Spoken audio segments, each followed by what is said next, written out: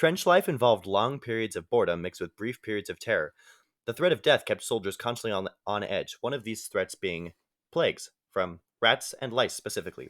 Rats and lice tormented the troops by day and night. Oversized rats, bloated by the food and waste of stationery, helped spread disease and were a constant irritant. In 1918, doctors also identified lice as the cause of trench fever, which plagued the troops with headaches, fevers, and muscle pain. Throughout the day, the soldiers were required to complete different sets of chores. The main set of these chores focused on repairing and maintaining the trade.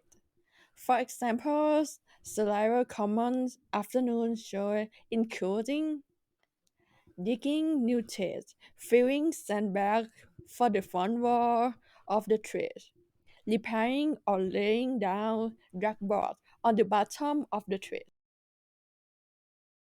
Disease and shell shock were rampant in the trenches, with soldiers fighting in close proximity in the trenches, usually unsanitary conditions. Infectious diseases such as dysentery, cholera, and typhoid fever were common and spread rapidly. Constant exposure to wetness caused trench foot, a painful condition in which dead tissue spread across one or both feet, sometimes requiring amputation. Trench mouth, a type of gum infection, was also problematic and thought to be associated with the stress of nonstop bombardment. As they were effectively trapped in the trenches for long periods of time, under nearly constant bombardment, many soldiers also suffered from shell shock, a debilitating mental illness known as PTSD today. No man's land was an ancient term that gained terrible new meaning during World War I. The constant bombardment of modern artillery and rapid firing of machine guns created a nightmarish wasteland between the enemy's lines, littered with tree stumps and snarls of barbed wire. In battle, soldiers had to charge out of the trenches and across no man's land into a hail of bullets, shrapnel, and poison gas. They were easy targets and casualties were enormously high. By the end of 1914, after just 5 months of fighting, the number of dead and wounded exceeded 4 million men.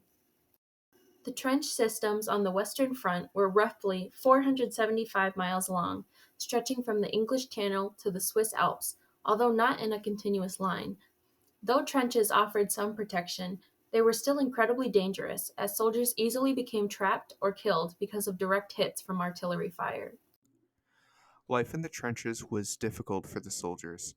They were infested with rats year round, and in the winter, the trenches were filled with mud and ice. The soldiers were often cold and wet and hungry and exhausted. To make matters worse, they knew they could be attacked at any moment. Sunrise and sunset were the most likely times for an enemy attack, so at these times, soldiers manned the fire bays. The days were usually quiet, so the men tried to catch up on sleep while the sentries watched the enemy trenches. Mostly troops were properly fed, but sometimes food supplies broke down when there was heavy bombardment by enemy artillery. The men then went hungry. To relieve boredom, soldiers spent around 7 to 10 days in the front line, then moved into the reserve lines, and then finally went to a rear area to rest.